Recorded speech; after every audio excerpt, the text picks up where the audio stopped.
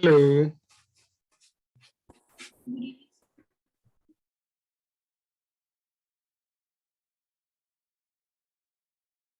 आलिया, मेरी आवाज आ रही है आपको?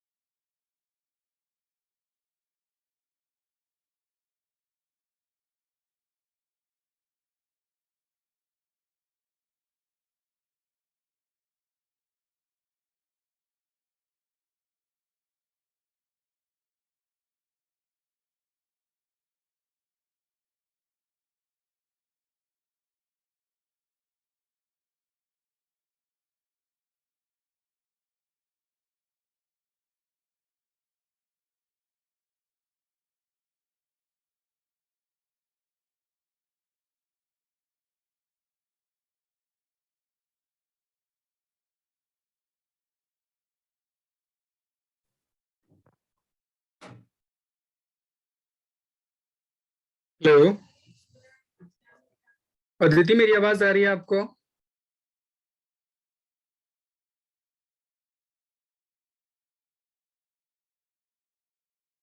ओके। मैं लास्ट क्लास में शुरू किया था thermal properties of matter, and उसमें मैंने आपको लास्ट मैंने क्या कराया था?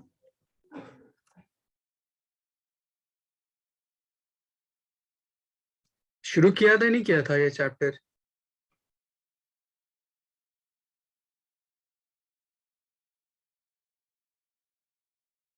थर्मोमीटर। ओके ओके ओके, समझ आ गया समझ आ गया। हम थर्मोमीटर डिस्कस कर लिया था। नेक्स्ट है आपका थर्मल एक्सपेंशन।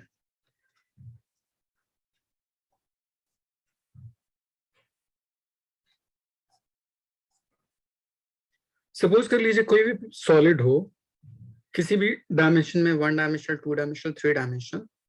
इनिशियली पार्टिकल एक फिक्स्ड अरेंजमेंट में अरेंज होंगे कुछ इस तरह से, जिसके लिए एक फिक्स डिस्टेंस होगा उसके वाइब्रेट करने के लिए ड्यू टू थर्मल एनर्जी, इस तरह से।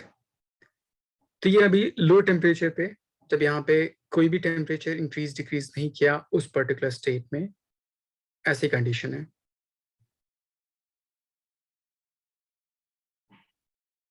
इफ्रा, यस सर।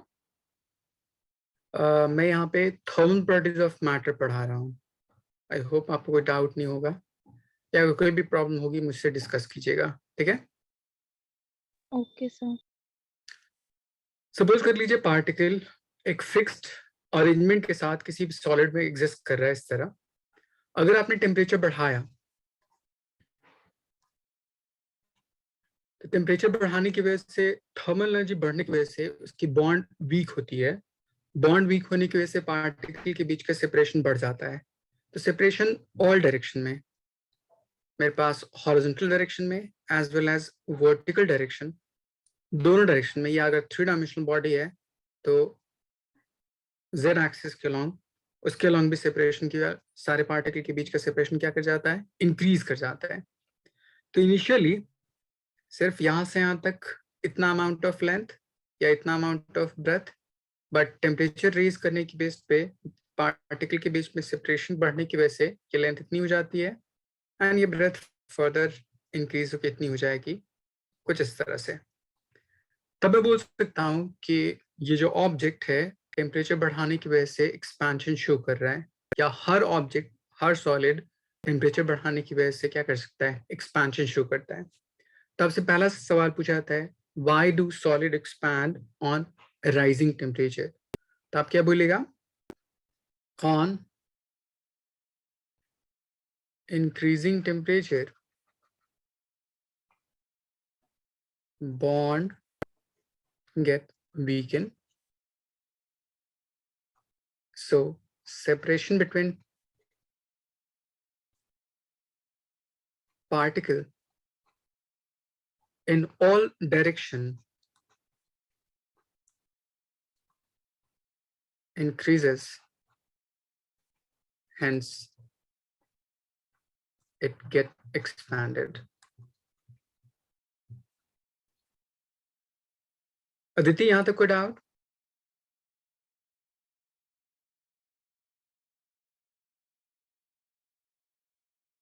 अब इस एक्सपेंशन के बेस पे हम 3 तरह का एक्सपेंशन डिफाइन करते हैं डिपेंडिंग अपॉन उसके डायमेंशन ऑफ बॉडी के रिस्पेक्ट में. So first is linear expansion.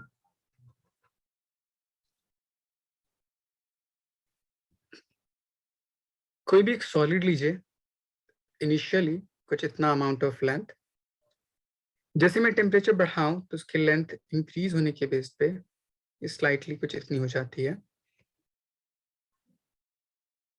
ये किसी इनिशियल टेम्परेचर सपोज कर लीजिए Ti, ये टेम्परेचर मैंने बढ़ाया तो इस पर्टिकुलर कंडीशन में इतना अमाउंट ऑफ लेंथ हो गया. इनिशियल लेंथ यहाँ से यहाँ तक L0 ले लीजिए. जैसे ही टेम्परेचर बढ़ाया तो उस लेंथ की वैल्यू बढ़ गई, यहाँ से यहाँ तक L. तब मेरे पास change in length from its actual path इस पॉइंट से इस पॉइंट तक. सो दोनों टर्म को सब्ट्रैक्ट कर दीजिए तो ये डेल्टा L हो जाएगा, which is final length minus initial length. तब यहाँ पे हम एक टर्म डिफाइन करते हैं अल्फा. इसको बोलते हैं हम लोग temperature coefficient of linear expansion.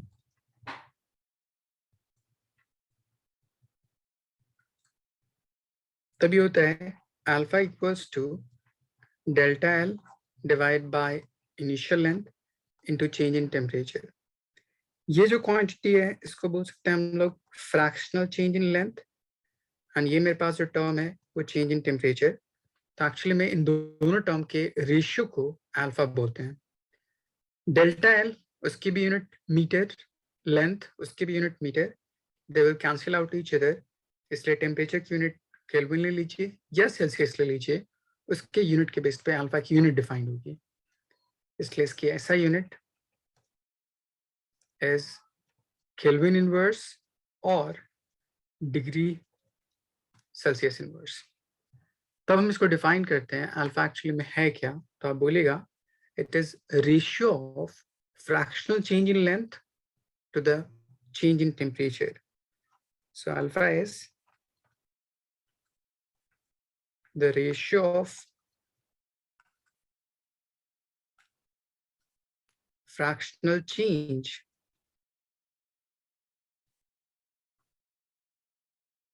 in length to the change in temperature of body. यहाँ तक कोई डाउट?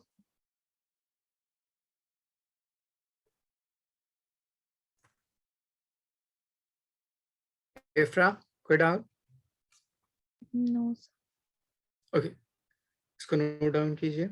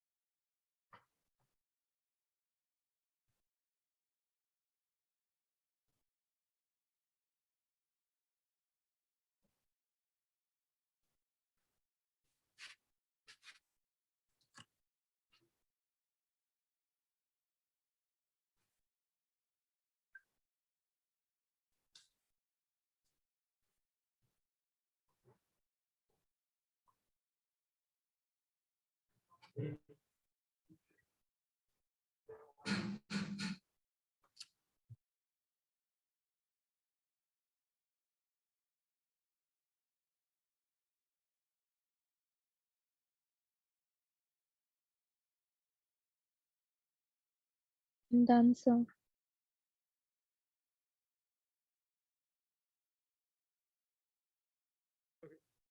अब इस पर्टिकुलर टर्म को अगर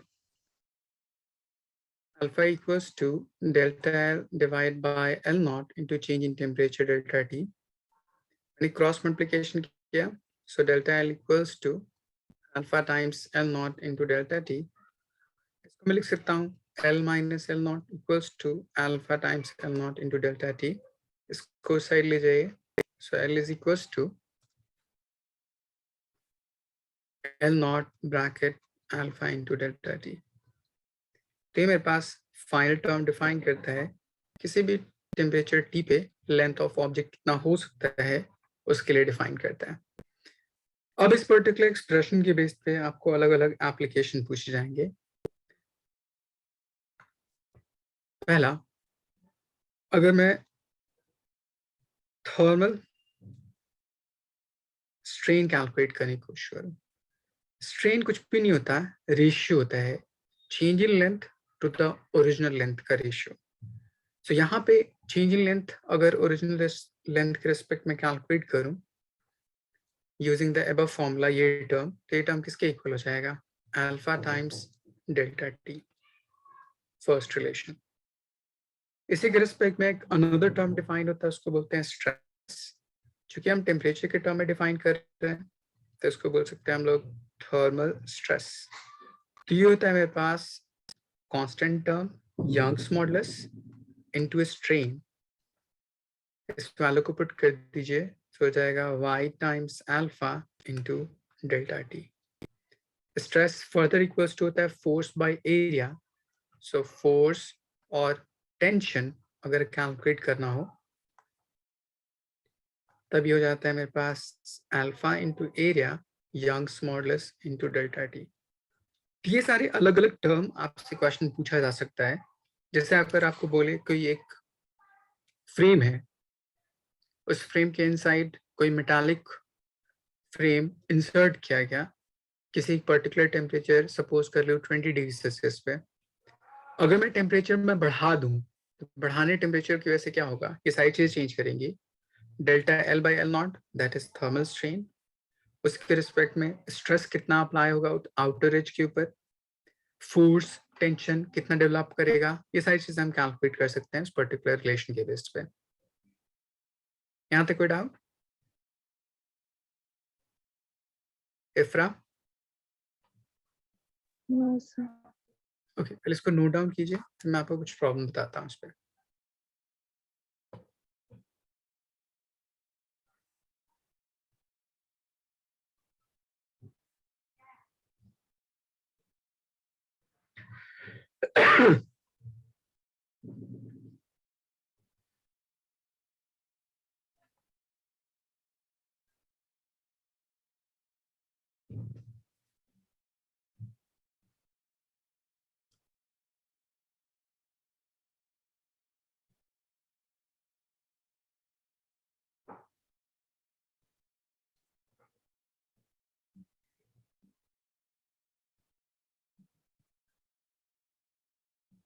इफ्रा लिख लिया आपने?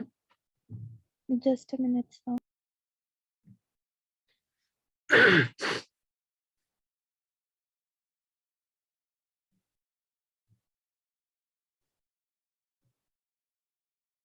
Done, sir. नीट में एक क्वेश्चन पूछा गया, if two rods having length L1, L2 and coefficient of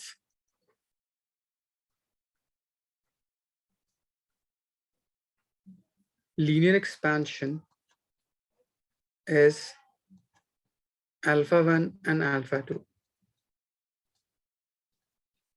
Find relation in between them so that L minus L will be constant.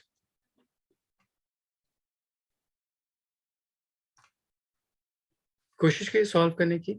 यहाँ पे कैपिटल L फाइनल लेंथ है किसी भी temperature T पे, तब इन दोनों का जो डिफरेंस हो वो कांस्टेंट हो, उसके लिए अल्फा 1 एंड इन सब के बीच में क्या रिलेशन होगा। कोशिश कीजिए सॉल्व करने की।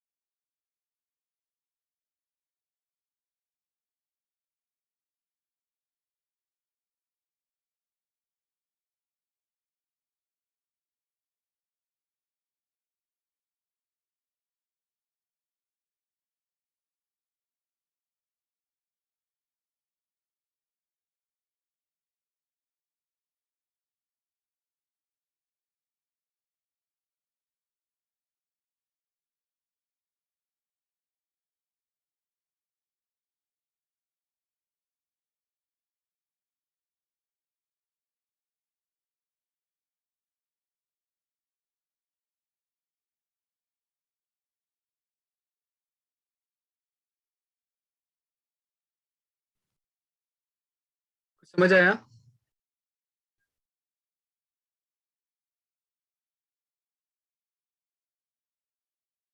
Do you have any doubt?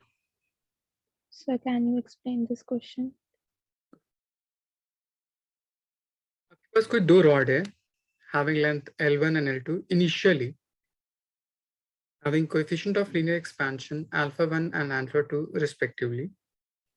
They are raised by some amount of temperature, let's say delta T, so that L1 becomes capital L1 and L2 becomes capital L2. Find relation in between these four different quantity so that the difference of length of rod will be constant or it will be temperature independent. Okay. Okay, sir. Aditi solve हुआ आपसे?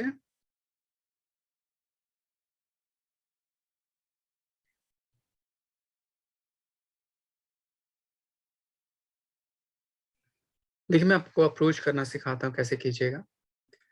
According to the formula L1 equals to L1 times 1 plus alpha into delta T. ये first relation था and L2 equals to L2 times 1 plus alpha 2 into delta T. ये आपका second expression था। इन दोनों term को subtract कर दीजिए। सो L1 minus L2 equals to, इन दोनों को सब्ट्रैक्ट करूंगा तो जाएगा L1 plus L1 times alpha 1 into delta T, और ये हो जाएगा minus of L2 minus alpha of L2 into delta T। अब सेम टर्म को एक तरफ ले लीजिए, अल्फा 1 L1 L2 एक तरफ plus L1 alpha 1 minus alpha 2 L2 into delta T, कुछ ऐसा आ जाएगा। तो अगर ये पूरा टर्म कांस्टेंट रहना है तो यहाँ पे देखिए ये टेम्परेचर इसके साथ मल्टीप्लाइड है, तो ये टर्म इसके साथ मल्टीप्लाइड होकर इसकी वैल्यू चेंज करा सकता है। तो मुझे ये पर्टिकुलर डिफरेंस अगर सिर्फ इस पे डिपेंडेंट होता तो वो हमेशा कांस्टेंट रहता। तो कांस्टेंट ना रहने वाला टर्म कौन सा है? ये टर्म।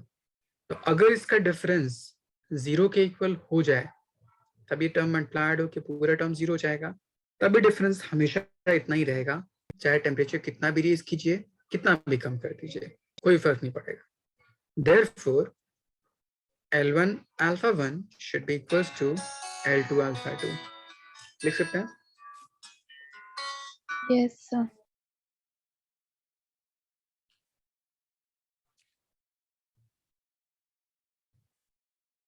अदिति, कोई डाउट?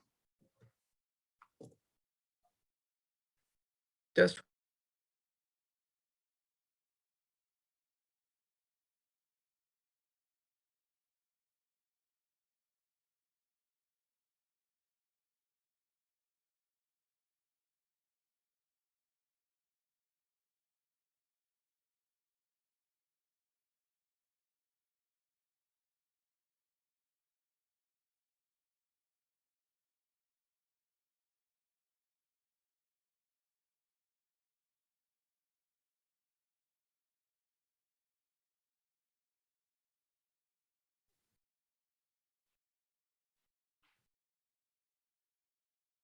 आइए कोई डाउट?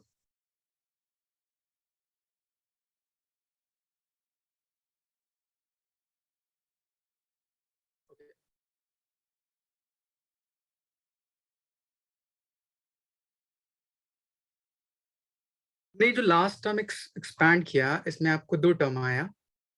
मैंने L1 एंड L2 एक तरफ रखा एंड जो डेल्टा टी वाला टर्म था उसको एक तरफ रखा। सो आपके पास एक एक्सप्रेशन ये है एंड एक एक्सप्रेशन ये है, दो एक्सप्रेशन है। बट जो सेकंड टर्म है उसमें डेल्टा टी मल्टीप्लाइड है, मतलब उसकी वैल्यू टेम्परेचर डिपेंडेंट है। क्वेश्चन में ये बोल रहा है कि L1 माइनस L2 उसकी वैल्यू कांस्टेंट हो हमेशा, टेम्परेचर के चेंज करने की वजह से उसकी वैल्यू पे कोई इफेक्ट ना पड़े।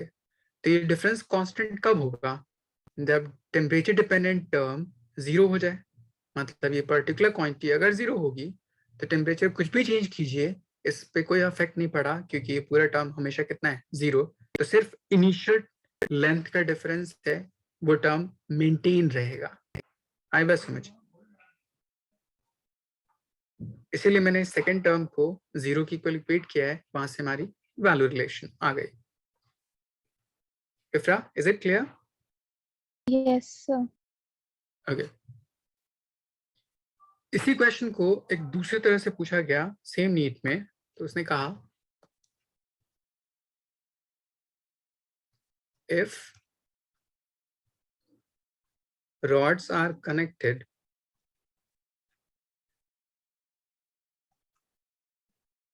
end to end, then find alpha equivalent for composite.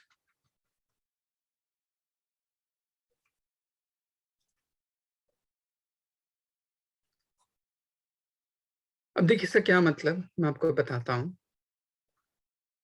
Suppose कर लीजिए फर्स्ट रॉड आपका इतना है, सेकेंड रॉड कुछ इतना है।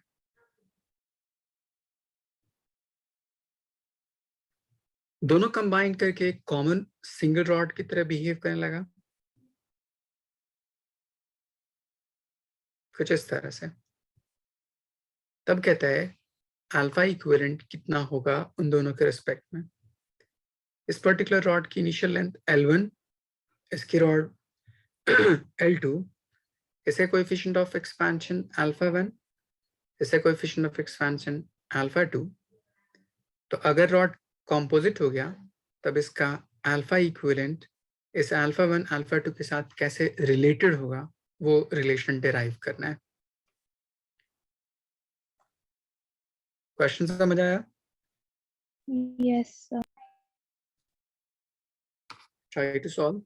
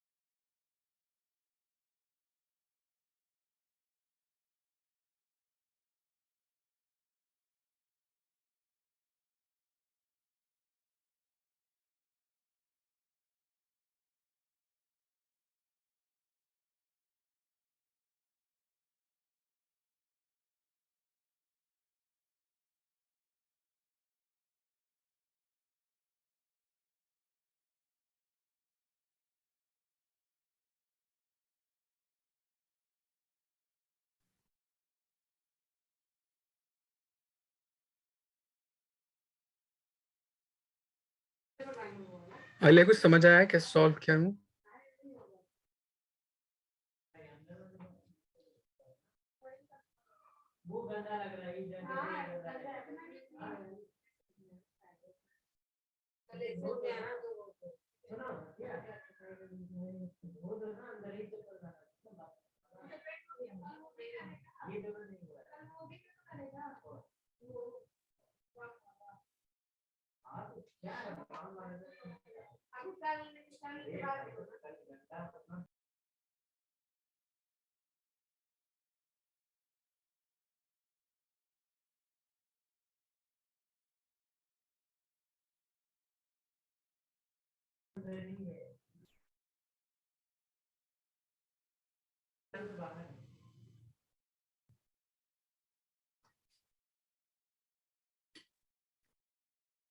सपोज अगर मैं फर्स्ट रॉड के लिए एक्सपेंशन अप्लाई करूं, so according to the formula final length in first rod will be equals to L1 1 plus alpha 1 delta t.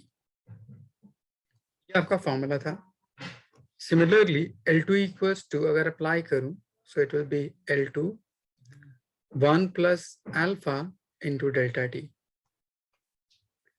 तो दोनों कॉम्पोजिट है, दोनों अगर आपस में कंबाइन कर जाए तो L1 plus L2 equals to L1 1 plus alpha 1 delta t plus L2 1 plus alpha 2 into delta t.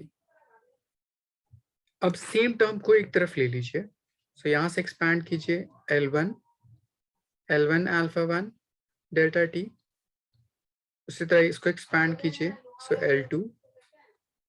L2 into alpha 2 into delta t. अगर मैं इन दोनों में से L1 plus L2 एक तरफ, डेल्टा टी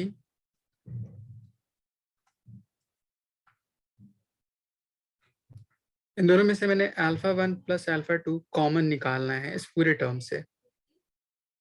तब देखिए मैं कैसे ले सकता हूँ. L1 प्लस L2 अगर मैं कॉमन निकाल लूँ इस पूरे टर्म से तो यहाँ पे बच जाएगा 1. यहाँ पे पूरा टर्म हो जाएगा alpha 1 L1 plus alpha 2 L2 divide by L1 plus L2 times delta T, कुछ ऐसा बच जाएगा, equals to L1 plus L2. ऐसे लिख सकते हैं.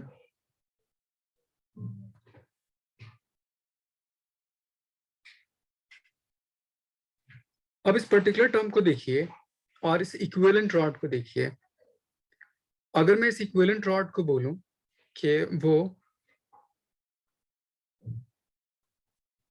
L equivalent is equals to initial L equivalent 1 plus alpha equivalent into temperature, ऐसे लिख सकता हूं.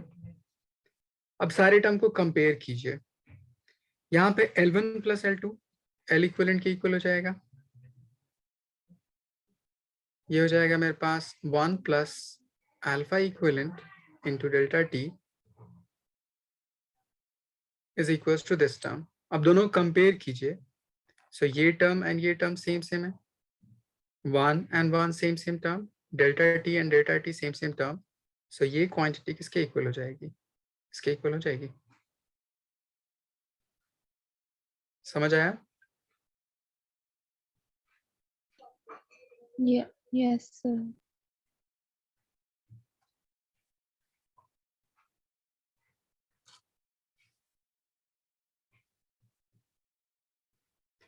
So on comparing, we can write alpha equivalent is equals to alpha 1 L1 plus alpha 2 L2 divided by L1 plus L2 for this composite system.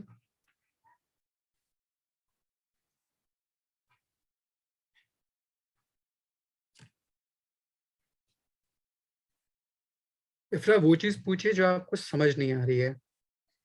आपको alpha समझ आया क्या है? Sir, coefficient of linear expansion. Good. Length कैसे change करी temperature के respect में, वो समझ आया? सर वो थोड़ा थोड़ा है. ओके इसमें कोई भी चीज ऐसी नहीं जो न्यू मैंने डिफाइन किया। अगर फर्स्ट टाइम अगर चैप्टर को पढ़िएगा तो इसी तरह से आपको चीजें समझ आएंगी, ठीक है। फिर अगर रिवाइज कीजिएगा तो चीजें और क्लियर होती जाएंगी, ठीक है। Okay. अदिति कोई डाउट यहाँ तक?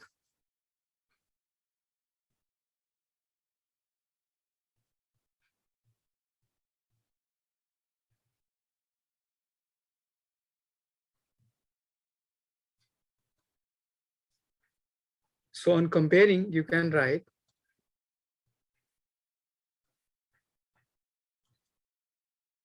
alpha equivalent is equals to alpha 1 L1 plus alpha 2 L2 divided by alpha 1 plus alpha 2. No, it should be L1 plus L2.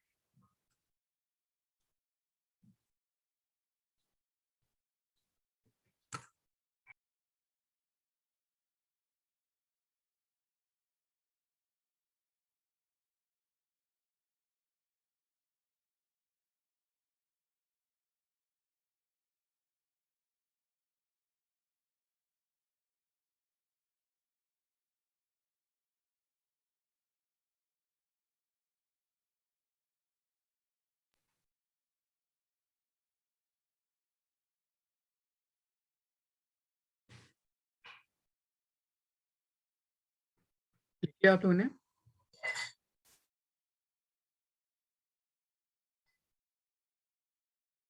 Done, sir.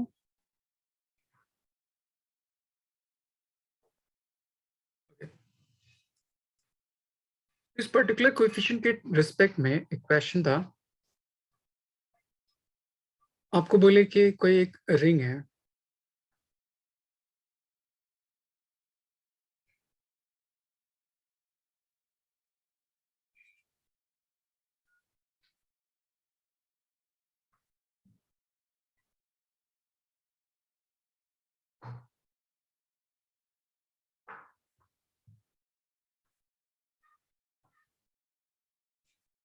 इसका अपना कुछ रेडियस होगा एंड इसकी अपनी कुछ लेंथ इस तरह से डिफाइंड है। यहाँ से यहाँ तक रेडियस सपोज कर लीजिए r है एंड इन दोनों के बीच का सेपरेशन यहाँ से यहाँ तक x है। तब क्वेश्चन पूछता है if temperature is increased, how will x and r be affected?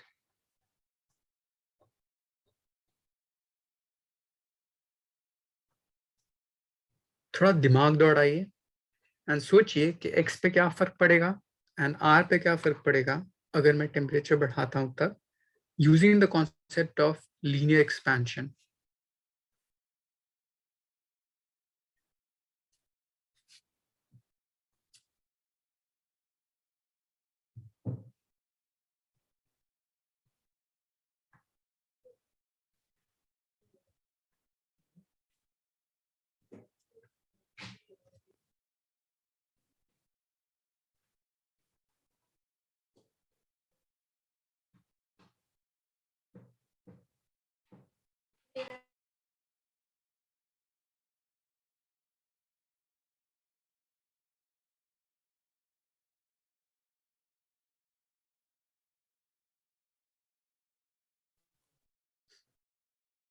Yes, Ifra? No, sir, it was by mistake.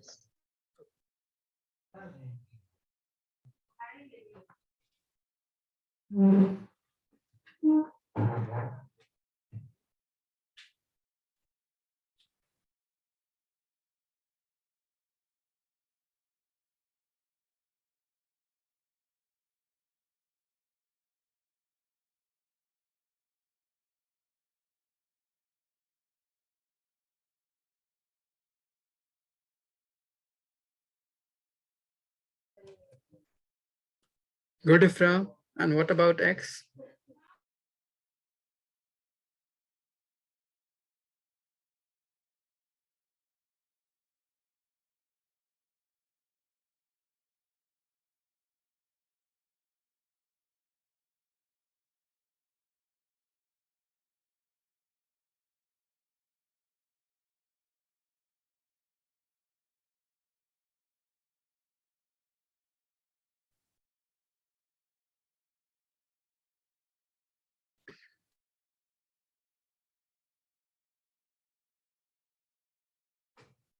देख कैसे सॉल्व करें इसको।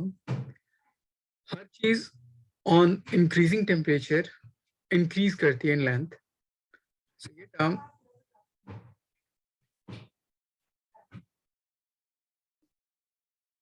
देखिए कैसे सॉल्व करूं इसको। ये टर्म कुछ आपको ऐसा दिखाई देगा थोड़ी देर बाद।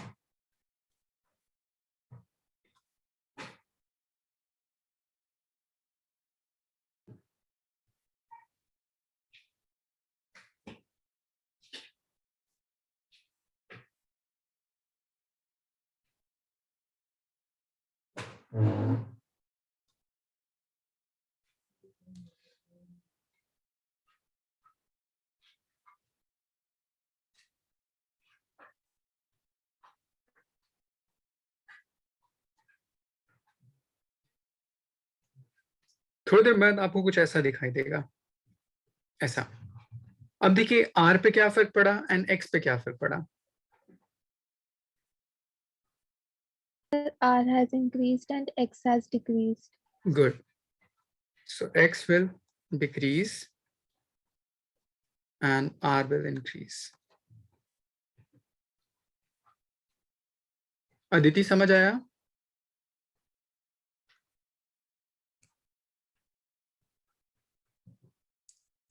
आलिया कोई doubt?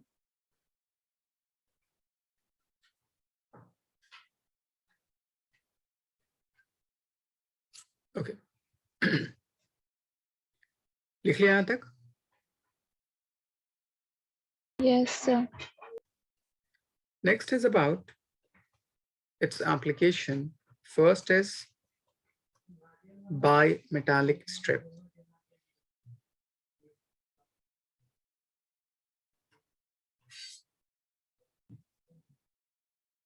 If you have two metallic strips joined by side to form a junction, suppose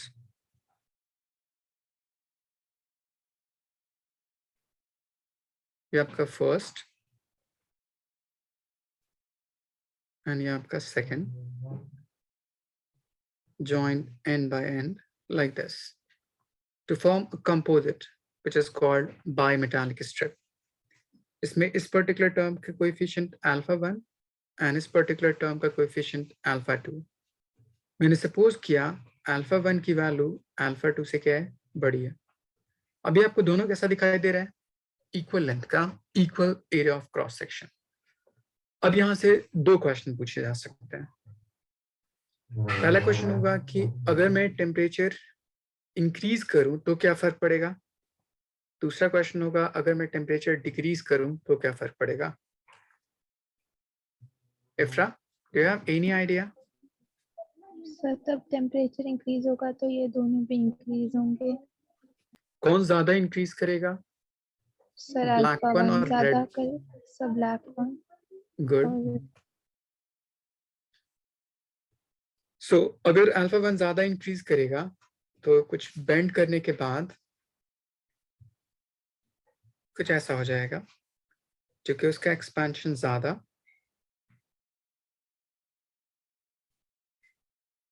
तो कुछ इस तरह से शेप अक्वायर करेगा as compare to second rod.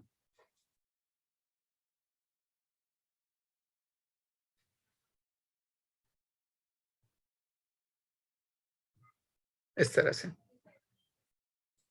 Aditi ये समझ आया कैसे हुआ?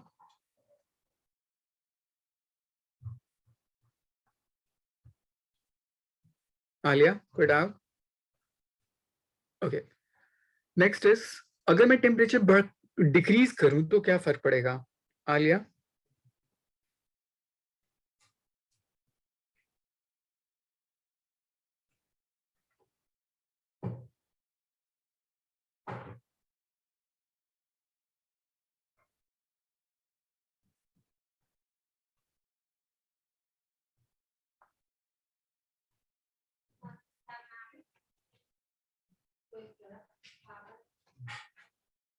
Sir alpha 2 will decrease more.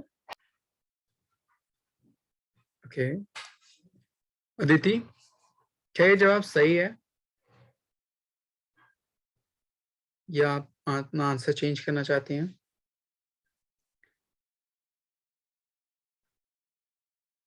Good. देखिए अल्फा डिफाइन क्या करता है, इंक्रीज और decrease both. So according to the relation L equals to L naught 1 plus alpha delta T. So for same amount of change in temperature, अगर increasing direction में होगा तो alpha की वैल्यू जितनी ज्यादा होगी लेंथ उतनी ज्यादा इंक्रीज करेगी। इन सेम वे अल्फा की वैल्यू जितनी ज्यादा होगी टेम्परेचर डिक्रीज करने पे उतना ज्यादा श्रिंक करेगा।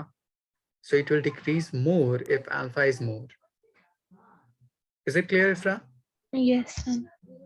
So black one will get enfold like this to acquire concave shape, and बाहर की तरफ convex side ये टर्म होगा।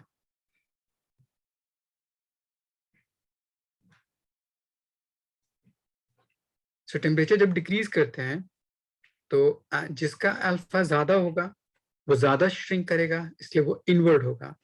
तो इस कंडीशन में ये कॉन्वेक्स साइड है एंड ये कॉन्केव साइड है।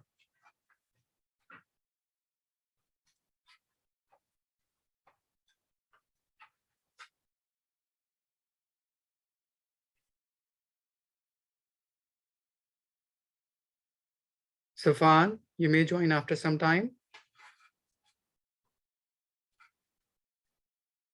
Okay. यहाँ तक कोई डाउट?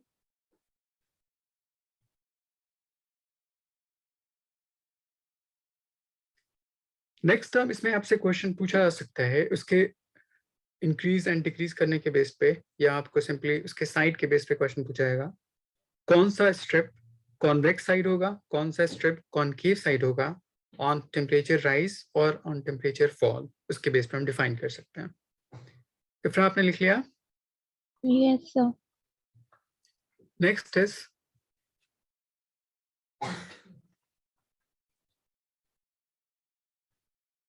Pendulum clock.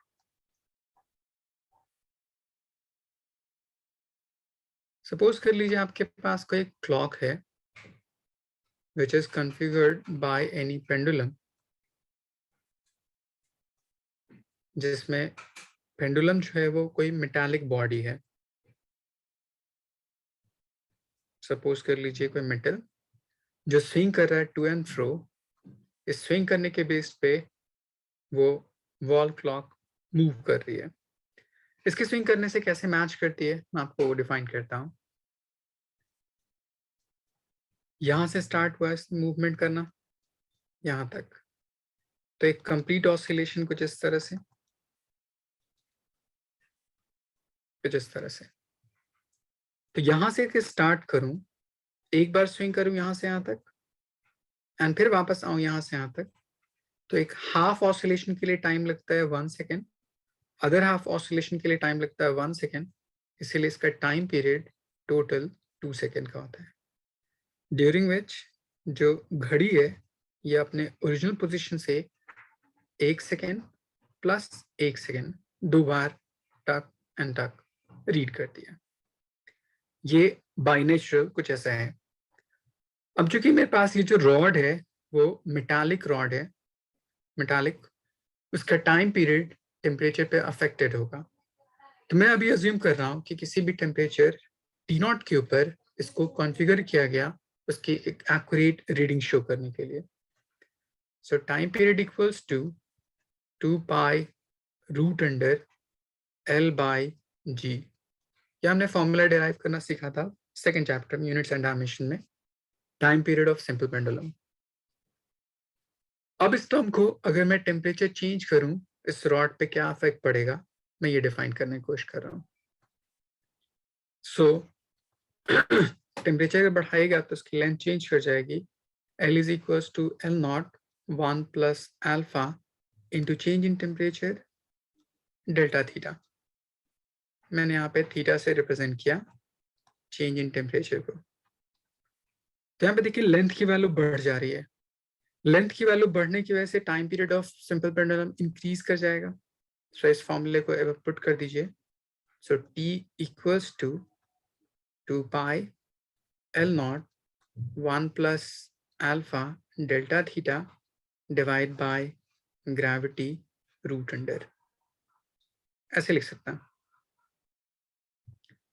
अब इन दोनों टर्म को डिवाइड कर दीजिए। So t divide by t not equals to 2 pi cancel out, L naught by G cancel out. So you will get 1 plus alpha delta theta and whole to the power square root. यहाँ तक कोई doubt? No, sir. Using binomial expansion, we can write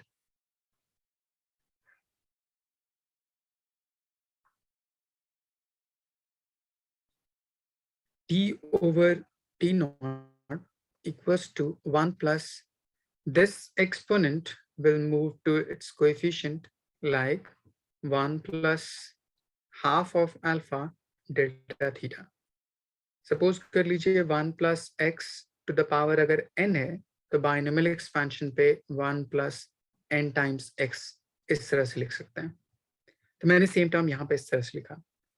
अब इस 1 को उस side ले जाइए, so it will be t divided by t naught minus 1 equals to half times alpha delta theta. LCM कीजिए तो आपको ये टर्म आ जाएगा delta t equals to half alpha t naught times delta theta. तो ये आपका एक फॉर्मूला आया यहाँ से यहाँ तक। इस फॉर्मूले का अपना कुछ मतलब होगा एंड इसके बेस पे मैं आपको बहुत सारे क्वेश्चन बताता हूँ कैसे कैसे पूछ सकता है। पहला क्वेश्चन पूछता है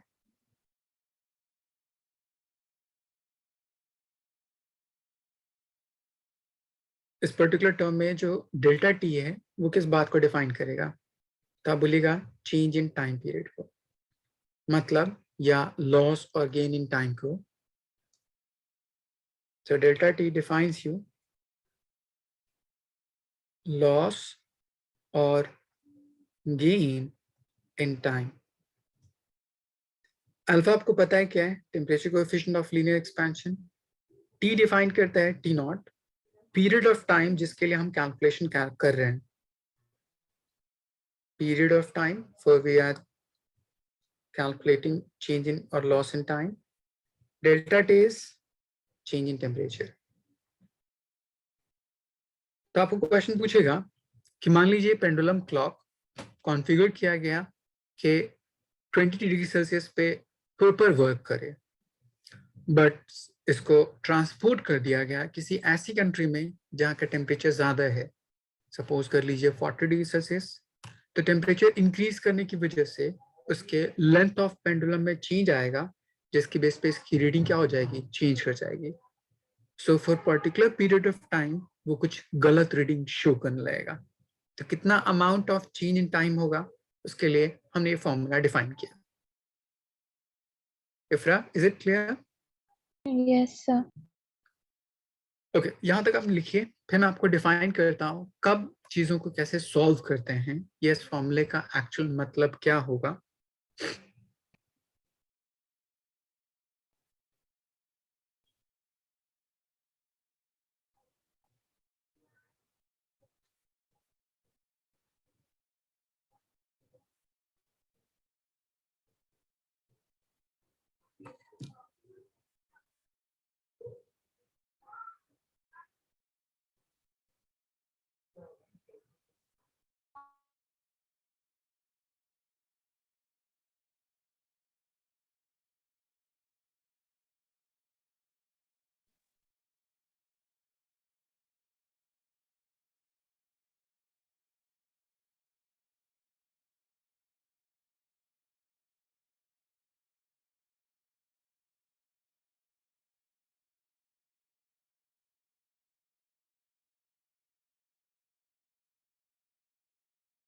Done, sir.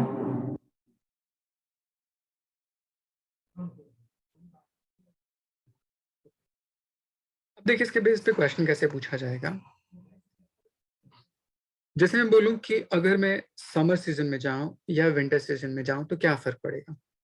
Suppose first for winter season में टेम्परेचर डिक्रीज करेगा, टेम्परेचर डिक्रीज करने की वजह से लेंथ ऑफ पेंडुलम वो भी डिक्रीज करेगा, क्योंकि length is proportional to change in temperature. So length decrease करने की वजह से टाइम पीरियड ऑफ पेंडुलम वो भी डिक्रीज कर जाएगी। इस डिक्रीज करने का मतलब क्या होगा, मैं आपको पहले वो बताता हूं।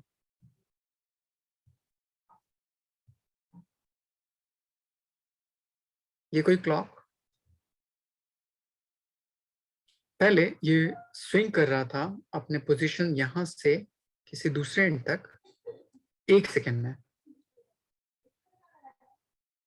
यहां से यहां तक इसको स्विंग करने में 1 सेकेंड लग रहा था, जिसकी वजह से वो क्लॉक एक बार यहां से यहां तक टक शो कर रहा था। अब मान लीजिए विंटर सीजन में क्या, जहां पे टेम्परेचर डिक्रीज हो गए, लेंथ डिक्रीज, इसलिए टाइम पीरियड डिक्रीज कर गया। टाइम पीरियड डिक्रीज करने का मतलब पहले यहां से यहां तक 1 सेकेंड में जा रहा था, अब वो 1 सेकेंड से कम टाइम लेता है। सपोज कर लीजिए 0.9 सेकेंड लेता है। तो 0.9 सेकेंड को ये घड़ी कितना मेजर करेगी, 1 सेकेंड, क्योंकि ये उसके टाइम पे डिपेंड नहीं कर रही है, ये सिर्फ उसके ऑसिलेशन पे डिपेंड कर रही है। तो अब ये चेक कीजिए, 0.9 सेकेंड को अगर ये 1 सेकेंड मेजर कर रहा है, तो क्या टाइम की वैल्यू इंक्रीज करेगी या डिक्रीज करेगी?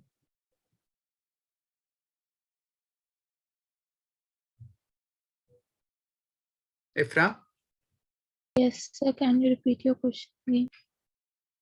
यहाँ पे विंटर सीजन में टेम्परेचर डिक्रीज होने की वजह से लेंथ ऑफ पेंडुलम डिक्रीज, इसलिए time period of pendulum decrease कर गया। मतलब पहले यहां से यहां तक जाने में 1 सेकेंड लग रहा था, नाउ 0.9 सेकेंड। सो ये टाइम पीरियड पहले से कम हो गया। बट ये जो क्लॉक है वो सिर्फ किसको देखता है, उसके ऑसिलेशन को। यहां से स्टार्ट हुआ, यहां तक गया, इसको आप 1 सेकेंड रीड कीजिए, ये इस क्लॉक की रीडिंग होती है।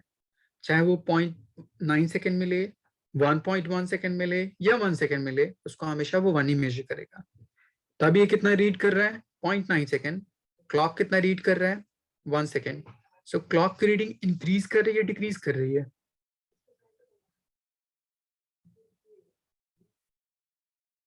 सो आप बोलिएगा 0.9 सेकेंड को 1 सेकेंड मेजर कर रहा है, 0.1 सेकेंड ज्यादा मेजर कर रहा है, इसलिए इंक्रीजिंग। इसीलिए रीडिंग ऑफ क्लॉक क्या हो जाता है, फास्ट हो जाता है। तब इस कंडीशन में गेन इन टाइम होगा। दूसरा, अगर मैं इसका उल्टा बोलता, समर सीजन में,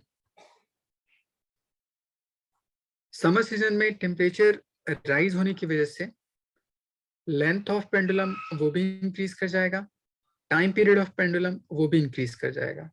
मतलब पहले यहां से यहां तक जाने में 1 सेकेंड लग रहा था, तो अब समर सीजन में वहां से वहां तक जाने में टाइम पीरियड बढ़ गया, सो 1.1 सेकेंड ले रहा है।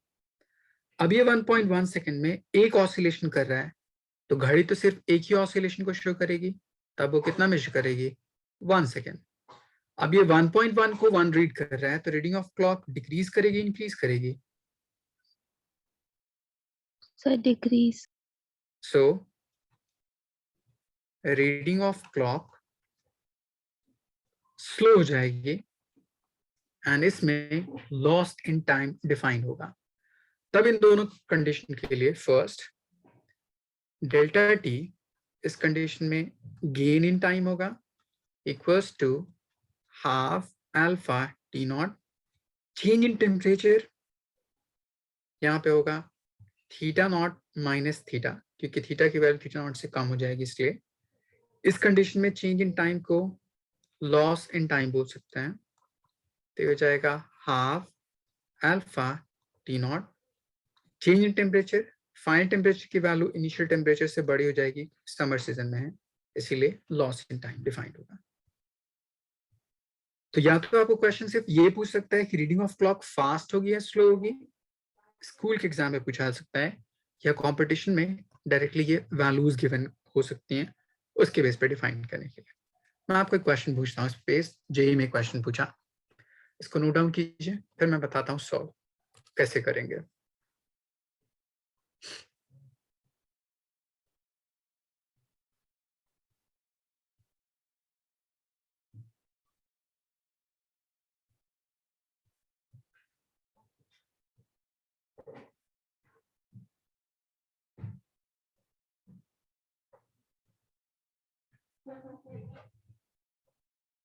आलिया कुछ पूछना है?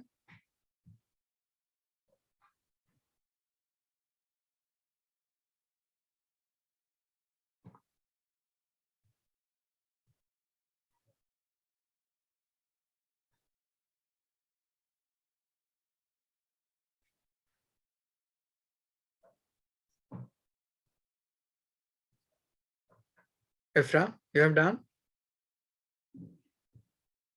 Yes, sir. Done.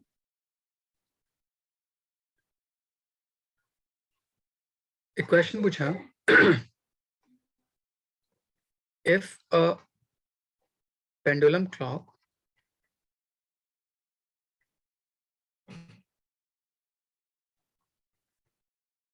gains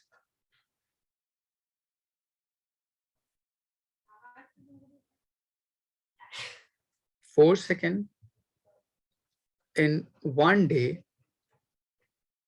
at 20 degrees Celsius and loses 12 seconds in one day at 40 degrees Celsius. Find temperature at which it will show correct reading.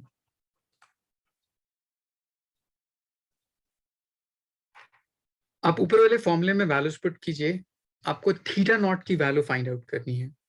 सो आप दो इक्वेशन बनाएंगे, दोनों को डिवाइड कर दीजिए, थीटा नॉट की वैल्यू आ जाएगी। एक बार ट्राई कीजिए।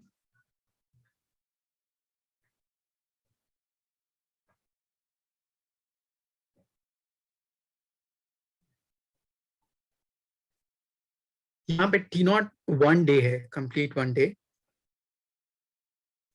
उस 1 डे को कन्वर्ट कीजिए टाइम में, तो एक दिन में 24 घंटे, 1 घंटे में 60 मिनट, 1 घंटे में 60 सेकंड, पूरे टर्म को मल्टीप्लाई कीजिएगा तो 1 डे की वैल्यू आ जाएगी।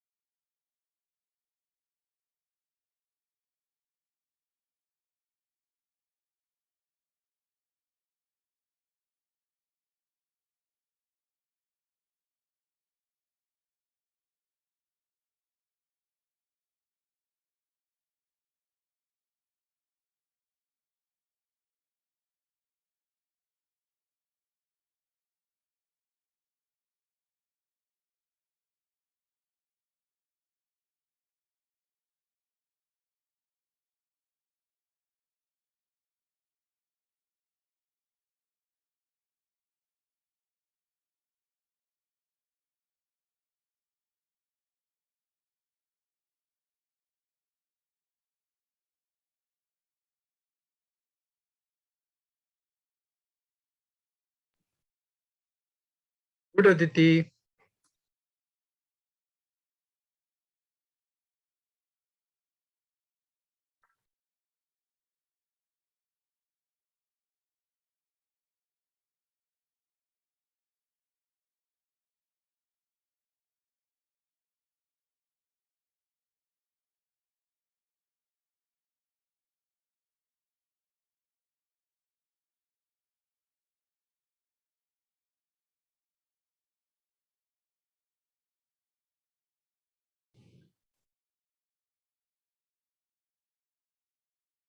आलिया सॉल्व हुआ?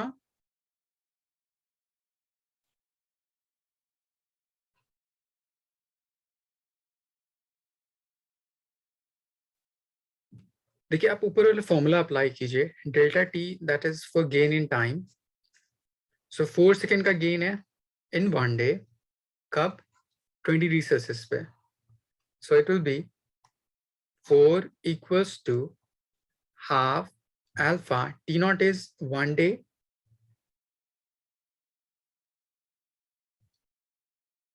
Change in temperature is theta naught minus 20। सो ये आपका इक्वेशन फर्स्ट हो गया। सेकेंड इक्वेशन में gain in time, loss in time 12 second, half alpha duration of time is 1 day and change in temperature is 40 minus theta naught। अब इन दोनों equation को divide कर दीजिए, सारे टर्म्स कैंसिल आउट हो जाएंगे, थीटा नॉट की वैल्यू फाइंड आउट हो जाएगी। सॉल्व कीजिए, देखिए आंसर कितना आता है।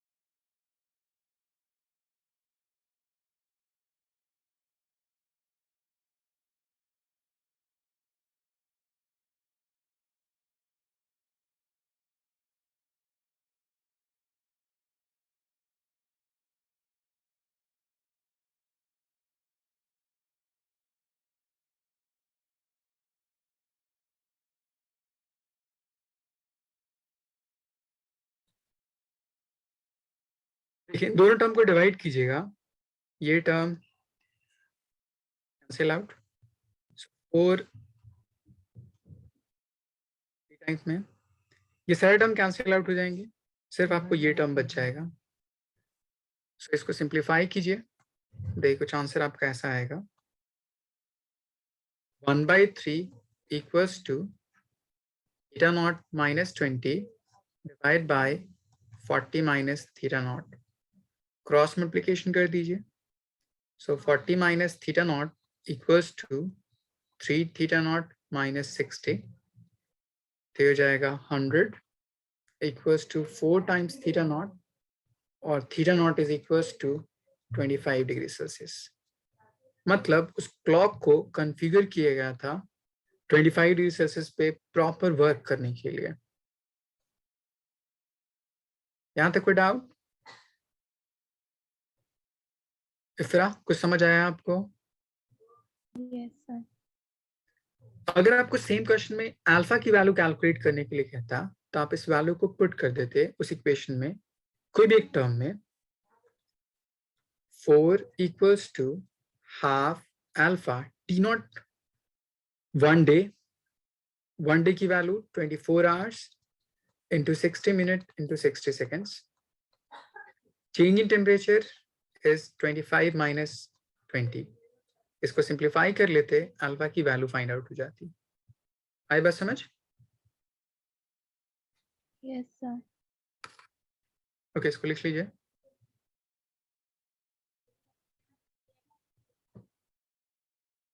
आलिया कोई डाउट?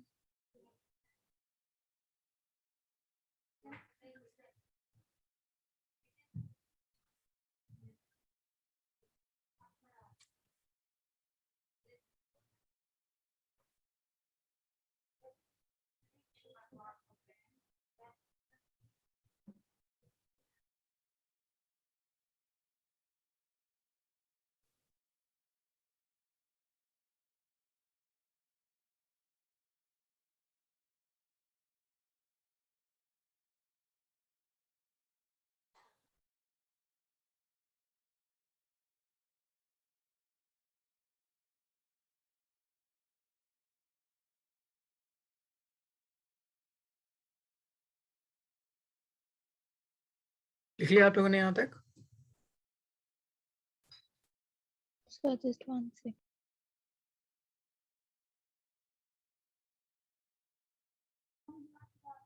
Done, sir. नेक्स्ट एक रिलेशन बोला जाता है मोमेंट ऑफ इनर्शिया के बेस पे।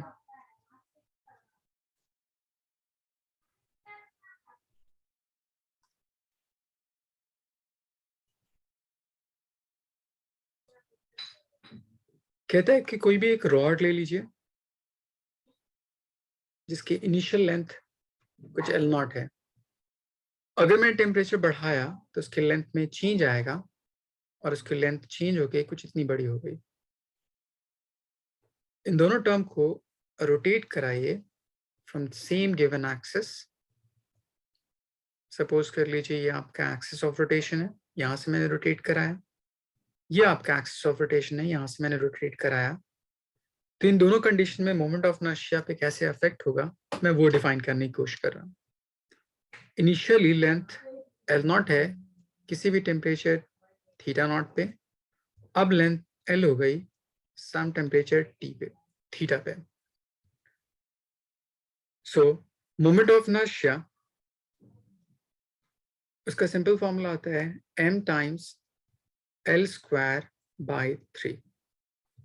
अभी कहाँ से आया, क्यों आया, ये मत याद रखिए, बस याद रखिए कि रॉड के लिए वन एंड से मोमेंट ऑफ इनर्शिया इतना होता है। ठीक है। अब इसके बेस पे अगर मैं टेम्परेचर बढ़ा दूं तो उसकी वैल्यू हो जाएगी I equals to m times L² by 3, जहां पे लेंथ की वैल्यू चेंज करती है टेम्परेचर के रिस्पेक्ट में कुछ इस तरह से। सो इस वैल्यू को इस इक्वेशन पुट कर दीजिएगा। सो ये टर्म हो जाएगा m times L0² 1 plus alpha into delta theta square by 3। इस पूरे टर्म को हम लिख सकते हैं I0। तब ये पूरी वैल्यू हो जाएगी I equals to I0 bracket, ये यूजिंग बाइनोमियल एक्सपेंशन हम इसको इस तरह से लिख सकते हैं।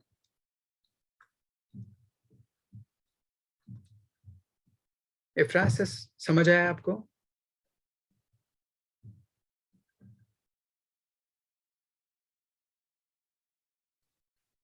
कोई डाउट यहां तक? No, sir. अब इस टर्म को आप इस तरह से एक्सपैंड कर लीजिए। सो ये टर्म हो जाएगा I equals to I0 minus 2 alpha I0 into delta theta.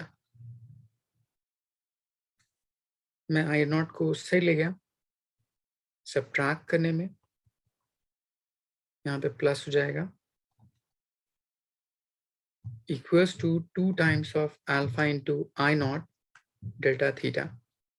इस I0 से डिवाइड कर दीजिए तो हो जाएगा change in moment of inertia divide by initial moment of inertia equals to 2 times alpha into theta. ये एक मैंने रिलेशन डिराइव कर दिया। या तो आपका क्वेश्चन डायरेक्टली यही पूछेगा कि find fractional change in moment of inertia if a rod is increased by delta theta temperature। so directly ये टर्म आ जाएगा। तो ये इस टर्म को हम बोलते हैं fractional change in moment of inertia. अब इसी क्वेश्चन को थोड़ा दूसरी तरह से आपको ऐसे पूछेगा,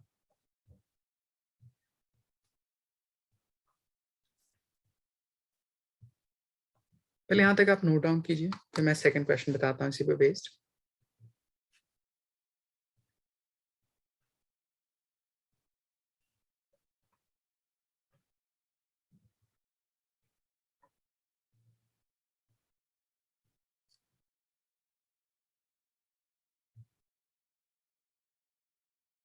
इफ्रा, आपने पढ़ा होगा शायद मोमेंट ऑफ इनर्शिया स्कूल में।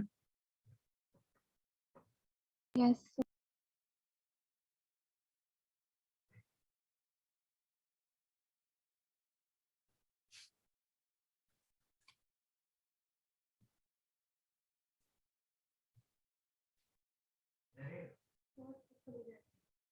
Done sir.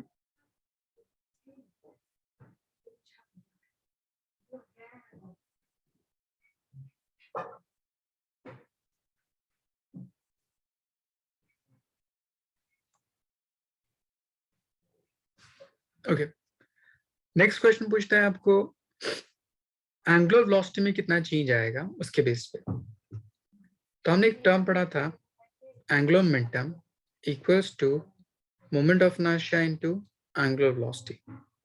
ये एक फॉर्मूला होता है, जिस तरह linear momentum is equals to mass times linear velocity होता है, सेम उसी तरह से। तो अगर मैं इसमें फ्रैक्शनल चेंज कैलकुलेट करूं, delta L divide by L equals to delta L divide by I plus delta omega divide by omega, ऐसे लिख सकते हैं। क्योंकि मेरे पास कोई एक्सटर्नल टॉर्क एक्ट नहीं करता, इसीलिए ये मेरे पास change in angular momentum zero होता है, या बोल सकते हैं एंगुलर मोमेंटम कंजर्व्ड होने की वजह से ये टर्म जीरो होगा। तो मतलब ये होगा कि इन दोनों का fractional change sum up to zero, या उसका उल्टा मतलब मैं ये बोल सकता हूँ change in moment of inertia will be minus of change in its angular velocity, या मतलब अगर मोमेंट ऑफ इनर्शिया डिक्रीज करता होगा तो एंगुलर वेलोसिटी इंक्रीज करती होगी, या मोमेंट ऑफ इनर्शिया डिक्रीज करता होगा इंक्रीज करता होगा, उसके उल्टे रिस्पेक्ट में ये एंगुलर वेलोसिटी क्या होगी, चेंज करती होगी। बट इन दोनों का change 2 times of alpha into delta theta इसके क्या होगा, इक्वल होगा। आई बात समझ? तो क्वेश्चन आपको दो तरह से क्वेश्चन पूछ सकता है कि find fractional change in moment of inertia, या इसका उल्टा ये भी पूछ सकता है find fractional change in its angular velocity.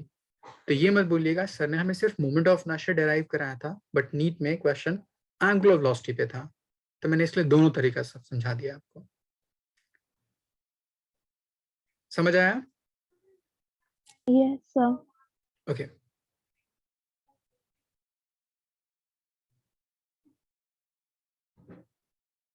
यहाँ पे L एंगुलर मोमेंटम, एंड इस एंगुलर मोमेंटम का चेंज जीरो तब हो सकता है जब टॉर्क जीरो हो, कंजर्वेशन ऑफ एंगुलर मोमेंटम की कंडीशन होती है वो।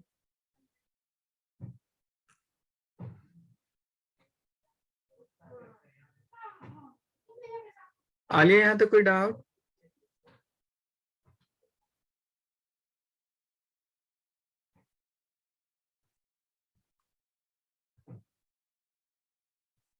लिख लिया आप लोगों ने?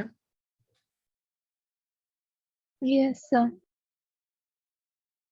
ओके, यहां तक आपको लीनियर एक्सपेंशन से रिलेटेड इतनी सारी चीजें क्वेश्चन पूछी जा सकती हैं। नेक्स्ट होता है मेरे पास एरियल, या उसी चीज को बोलते हैं हम लोग सुपरफिशियल एक्सपेंशन। सपोज कर लीजिए कोई आपके पास रॉड ले लीजिए, कोई क्यूबॉइड रेक्टेंगल ले लीजिए,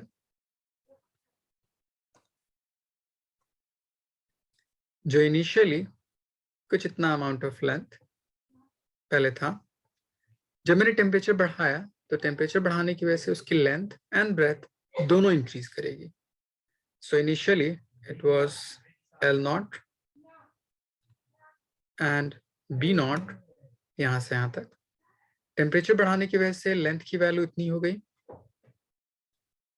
एंड ब्रेथ की वैल्यू इतनी हो गई, क्योंकि एक्सपेंशन दोनों डायमेंशन के अलॉन्ग होगा। तब हम यहाँ पे डिफाइन करते हैं एक another term that is beta. तब इसको बोलते हैं कोएफिशिएंट ऑफ एरियल एक्सपेंशन, या इसको बोल सकते हैं temperature coefficient of areal expansion. तो ये सेम जैसे मैंने पीछे लेंथ के लिए डिफाइन किया था, यहाँ पे ये एरिया के लिए डिफाइन करेगा। Change in its area divide by original area into change in its temperature delta theta. तो इस टर्म को आप ऐसे डिफाइन कर सकते हैं, ये पूरा टर्म है fractional change in area and ये पूरा टर्म है change in temperature. So beta simply ratio of these two term है। इसकी भी unit same term kelvin inverse या डिग्री सेल्सियस इनवर्स लिख सकते हैं। सो यहाँ पे इसको डिफाइन कर सकते हैं, द रेशियो ऑफ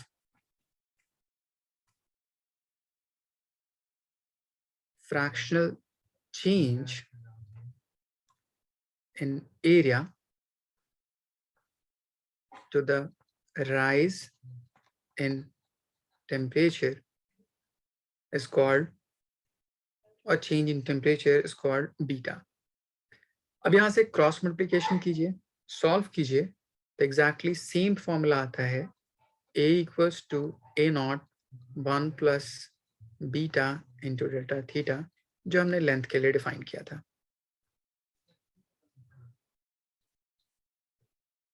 यहाँ तक कोई डाउट? No sir. इसको नोट डाउन कीजिए।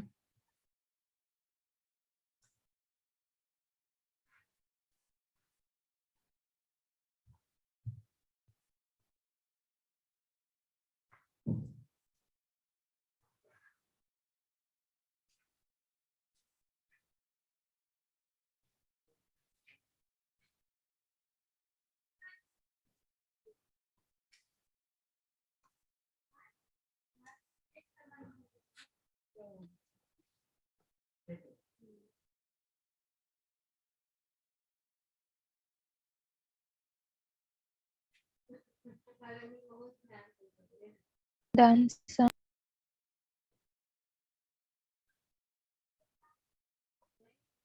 आलिया लिख लिया आपने?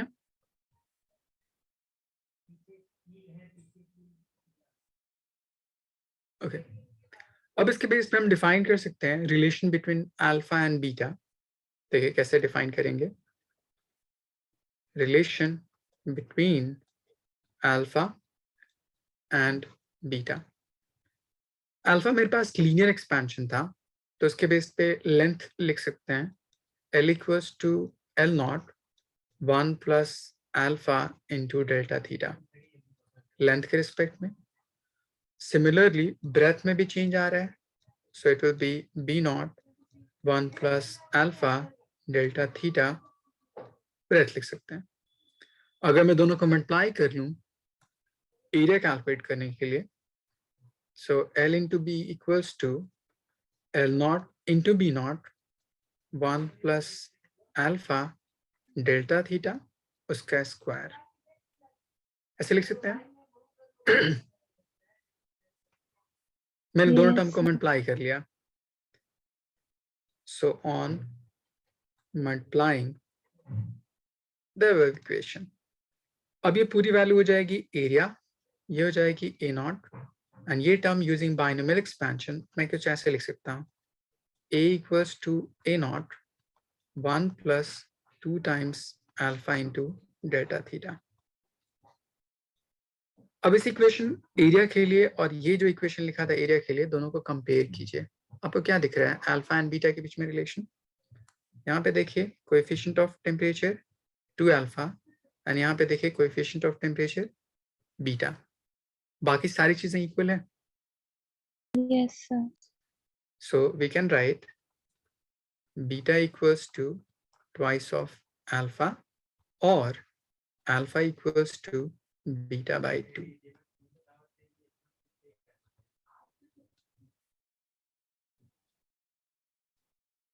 अदिति, कोई डाउट?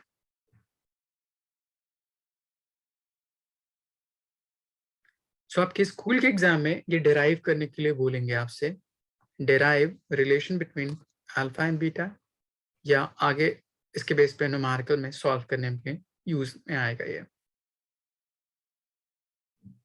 इसको नोट डाउन कर लीजिए।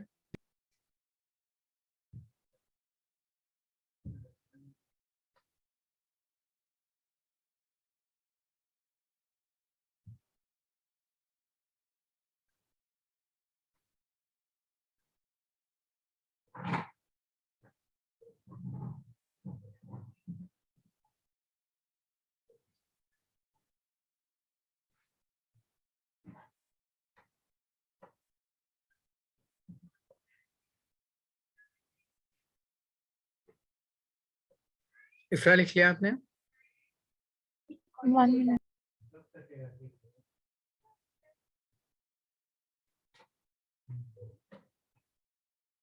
Done, sir.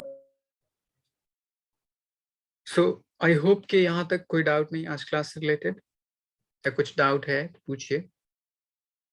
No, sir, no doubt. Alia, कुछ पूछना है?